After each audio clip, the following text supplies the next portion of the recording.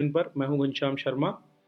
तो आज मैं चूँकि अपने स्टूडियो में नहीं हूं, तो अपने गांव से ही रिकॉर्डिंग कर रहा हूं और हो सकता है आपको बैकग्राउंड में कुछ डिस्टर्ब करने वाले साउंड्स भी आए, क्योंकि गांव का माहौल आप जानते हैं किस तरह का होता है। तो इसलिए थोड़ा-सा हम जो है कॉम्प्रोमाइज़ कर सकते हैं। चलिए तो शुरुआत करते हैं 31 मार्च 2023 के हमारे करंट अफ़ेयर्स के पहले क्वेश्चन के साथ। प्रश्न जुड़ा हुआ है राजस्थान को मिले हुए जो अवार्ड्स हैं उनसे। तो Scotch state of governance report 2022, इसमें राजस्थान राष्ट्रीय स्तर पर कौन से स्थान पर रहा है?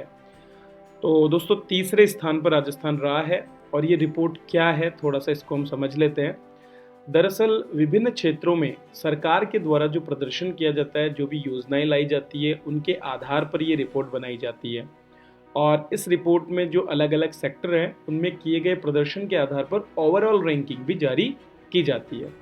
तो ये जो रिपोर्ट है, इसमें राजस्थान पिछले साल तक 15वें स्थान पर था, लेकिन अब जो है राजस्थान तीसरे स्थान पर इसमें पहुंच गया है।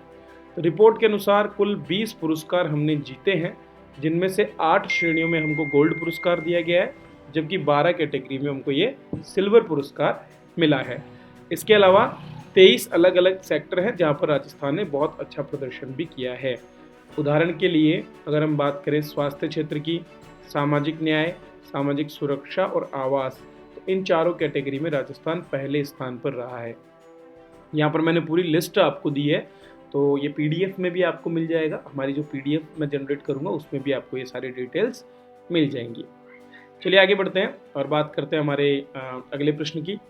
चिल्ड्रंस चैंपियन अवार्ड 2023, ये दिल्ली का जो बाल अधिकार संरक्षण आयोग है उसके द्वारा दिए जाने वाला पुरस्कार है और डॉक्टर कृति भारती को ये दिया गया है। कृति भारती आपके जोधपुर ज़िले की हैं, तो जोधपुर ज़िले की कृति भारती को चिल्ड्रंस चैंपियन अवार्ड से सम्मानित किया गया है। दरअसल कृति भारती को जाना जाता है इनके द्वारा किए गए कार्यों के लिए। बाल विवाह जो है उसको रुकवाने के लिए इन्होंने काफ़ी अपनी तरफ से प्रयास किए हैं। ठीक है, तो नई दिल्ली में एक कार्यक्रम आयोजित किया गया, वहाँ पर इनको ये अवार्ड दिया गया है। न केवल इन्हें बल्कि इनके साथ साथ पूर्व जस्टिस और आंध्र प्रदेश और गुवाहाटी हाई कोर्ट के जो चीफ जस्टिस रहे हैं मदन बी लोकुर, उनको भी ये पुरस्कार दिया गया है। ठीक है, चलिए आगे बढ़ते हैं। अगला प्रश्न राजस्थान से ही जुड़ा। सूचना के अधिकार अधिनियम के प्रभावी क्रियान्वयन के लिए किस जिले में सूचना आयोग की स्थापना होगी? तो अभी वर्तमान में हमारा जो राज्य सूचना आयोग है वो जयपुर में स्थापित है और इसी क्रम में जोधपुर में इसकी एक बेंच भी स्थापित की जाएगी। दरअसल हमारे इस बार की जो बजट है उसी में इसकी घोषणा की गई थी, तो उसी को स्थापित करने के लिए ये प्रयास किया जाएगा। ठीक है, तो वर्ष 2023-24 का जो बजट है उसी में ये घोषणा की गई थी और अब जोधपुर में ये सूचना आयोग स्थापित होगा। यहाँ पर एक अतिरिक्त सूचना आयुक्त जो है वो बैठेंगे। सूचना का अधिकार अधिनियम 2005 की धारा 15 के तहत जो है सूचना आयोग का गठन किया गया है। ये गठन हुआ था 18 अप्रैल 2006 को। आयोग में राज्य मुख्य सूचना आयुक्त और अधिकतम 10 राज्य सूचना आयुक्त होंगे, जिनकी नियुक्ति राज्यपाल द्वारा की जाएगी। अगर हम बात करें वर्तमान में जो अधिकारी हैं उनकी, तो वर्तमान में डीबी गुप्ता जो है 4 दिसंबर से हमारे मुख्य सूचना आयुक्त हैं। राजेंद्र प्रसाद बरवार 3 अक्टूबर से सूचना आयुक्त हैं 2018 से। लक्ष्मण सिंह राठौड़ की भी नियुक्ति इनके साथ ही हुई थी। शीतल धारकर की बात करें तो इन्हें 11 दिसंबर 2020 से सूचना आयुक्त नियुक्त किया गया, जबकि मोहनलाल लाठर वर्तमान में 16 जनवरी इसी साल जो है इनको नियुक्त किया गया था। तो ये एक इम्पोर्टेंट प्रश्न भी आपका बनता है मोहनलाल लाठर जी के बारे में। तो जोधपुर में हमारा सूचना आयुक्त जो है इसका लेकर के एक बेंच बनाया जा रहा है, ये काफ़ी इम्पोर्टेंट है, उसे आप याद रखें। चलिए आगे बढ़ते हैं और बात करते हैं हमारे अगले प्रश्न की। निम्नलिखित में से किस संस्थान द्वारा सेंसिटिव टेक्सटाइल प्रेशर सेंसर का सफलतापूर्वक विकास किया गया है? तो हाल ही में राजस्थान का आईआईटी जोधपुर जो है उसके द्वारा फलों के पकने के बारे में पता लगाने के लिए एक विशेष जो है सेंसर का विकास किया गया है, जिससे ये पता चल जाएगा कि फल कितने पक गए हैं और कितना पकाना बाकी है। तो एक नैनो नीडल की तरह ये दिखता है, एक सुई की तरह, जिसमें पीडीएमएस अर्थात पॉली डी मिथाइल सिलोक्सेन का प्रयोग डाई इलेक्ट्रिक लेयर के रूप में किया गया है। ये काफ़ी लचीला है और इसको बड़े स्तर पर निर्माण भी किया जा सकता है, सस्ता भी है और इसीलिए हमारे जो किसान हैं उनको आने वाले समय में अपने फलों के पकने की अवधि और उनके पकाव होने के बारे में जानकारी देने में ये काफ़ी मदद करने वाला है। इसे विकसित किया गया है IIT दिल्ली सीरी पिलानी के साथ साथ इन दोनों शोधकर्ताओं ने मिलकर के इसका एक जो है जर्नल में शोध पत्र भी प्रकाशित किया है। जल्दी इसको पेटेंट भी कराया जाएगा। दोस्तों, जयपुर के चौंप में बनने वाले दुनिया के तीसरे सबसे बड़े क्रिकेट स्टेडियम का नाम किसके नाम पर रखा जाएगा? तो दोस्तों, एक बहुत अच्छे उद्योगपति हैं वेदांता ग्रुप के अनिल अग्रवाल, उन्हीं के नाम पर इस स्टेडियम का नाम रखा जाएगा। दरअसल उनके द्वारा इस स्टेडियम को 300 करोड़ रुपए दिए गए हैं। ठीक है, राजस्थान क्रिकेट एसोसिएशन 650 करोड़ रुपए में इसका निर्माण कर रही है। 2 चरण में इसका निर्माण होगा, जिसमें पहले चरण में 400 करोड़ रुपए खर्च हो रहे हैं। इनमें से 300 करोड़ की राशि इन्होंने दी है और इसीलिए अब इनका नाम, इस स्टेडियम का नाम इनके नाम पर रखा जाएगा। दरअसल इसको लेकर के एक MOU भी साइन किया गया है।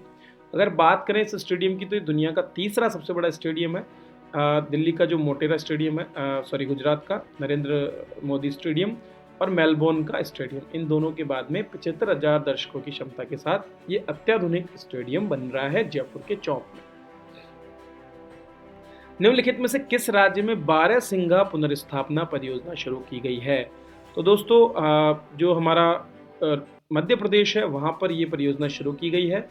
मध्य प्रदेश में बांधवगढ़ नेशनल पार्क है, वहाँ कान्हा किसली राष्ट्रीय उद्यान से प्रोजेक्ट 12 सिंघा के तहत 50 12 सिंघों को छोड़ा जा रहा है।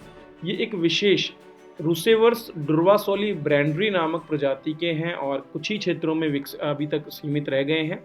तो इन कान्हा नेशनल पार्क से इनको स्थापित किया जा रहा है ताकि इनको और अधिक क्षेत्र दिया जा सके।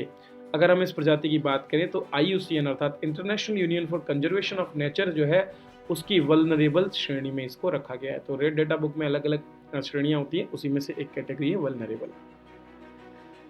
दोस्तों, उन्नत संचार उपग्रह GSAT-7B का निर्माण किसके लिए किया जाएगा? तो भारतीय थल सेना के लिए अब एक डेडिकेटेड उपग्रह जो है उसका निर्माण किया जा रहा है, जिसका नाम है GSAT-7B। दरअसल ये जो GSAT-7 श्रृंखला है ये पूरी की पूरी हमारी जो आर्मीज़ हैं उनके लिए है। तो इससे पहले भी हमारे पास 2 उपग्रह हैं, GSAT-7 रुक्मणी के नाम से और GSAT-7A एंग्री बर्ड के नाम से, जो नौसेना और वायुसेना के लिए। लेकिन हमारे थल सेना के लिए ऐसा कोई भी उपग्रह नहीं था, इसीलिए लगभग 3000 करोड़ रुपए खर्च करके इसरो की company new space India limited के साथ में एक अनुबंध पर हस्ताक्षर किए गए हैं, जिसके द्वारा लगभग 5 टन जो है वजन का ये उपग्रह आपका तैयार किया जाएगा और इसे लॉन्च भी किया जाएगा। ये अत्याधुनिक उपग्रह जो है भूस्थानिक उपग्रह होगा और केवल मात्र हमारी थल सेना के लिए डेडिकेटेड होगा। आगे बढ़ने से पहले दोस्तों, RS जंक्शन पर आप सभी को ये करंट अफेयर्स PDF में भी अवेलेबल है हमारी एप्लीकेशन पर। तो RS जंक्शन ऐप आप डाउनलोड कर सकते हैं, वहाँ जा करके आप इस कोर्स को ज्वाइन कर सकते हैं, जहाँ पर आपको मंथली PDF अवेलेबल कराए जाते हैं। जल्दी ही इस कोर्स में मैं आपको MCQs की भी अवेलेबिलिटी कराऊंगा। तो बहुत से टेस्ट आपके पास होंगे, तो आप PDF पढ़ करके अपनी तैयारी करें और उसके बाद ये टेस्ट दे करके आप जो है अपने आप को और बूस्ट कर सकते हैं। अगला प्रश्न देखते हैं, प्रोजेक्ट आकाश तीर जो है इससे क्या अभिप्राय है? तो आकाश तीर एक स्वचालित वायु रक्षा नियंत्रण और रिपोर्टिंग प्रणाली है। क्या है इसमें? दरअसल इसका प्रयोग करके और जो है बहुत से जो हमारे भारतीय सेना के युद्ध क्षेत्र है वहाँ पर कम ऊंचाई में हम निगरानी कर पाएंगे। इसके लिए भी हाल ही में जो है रक्षा मंत्रालय ने एक सौदे पर हस्ताक्षर किए हैं BEL भारत इलेक्ट्रॉनिक्स लिमिटेड के साथ में, ताकि हमारी जो वायुसेना है उसको स्थल पर स्थित हमारी सेना के द्वारा मदद की जा सके।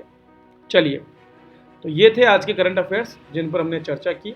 उम्मीद करता हूँ आप इनसे संतुष्ट होंगे। तो आप इन कक्षाओं को लाइक करें, शेयर करें और RS जंक्शन ऐप पर उपलब्ध हमारे कोर्सेज से अपनी RS की तैयारी को एक कदम आगे ले जाएं, क्योंकि अनुभव है और जैसा कि RS जंक्शन कहता है, वी बिलीव इन एक्सीलेंस। तो एक्सीलेंट मैटर देने की कोशिश आपको की जाती है। चलिए, मिलेंगे अगले वीडियो में, तब तक के लिए आप सभी का बहुत बहुत धन्यवाद।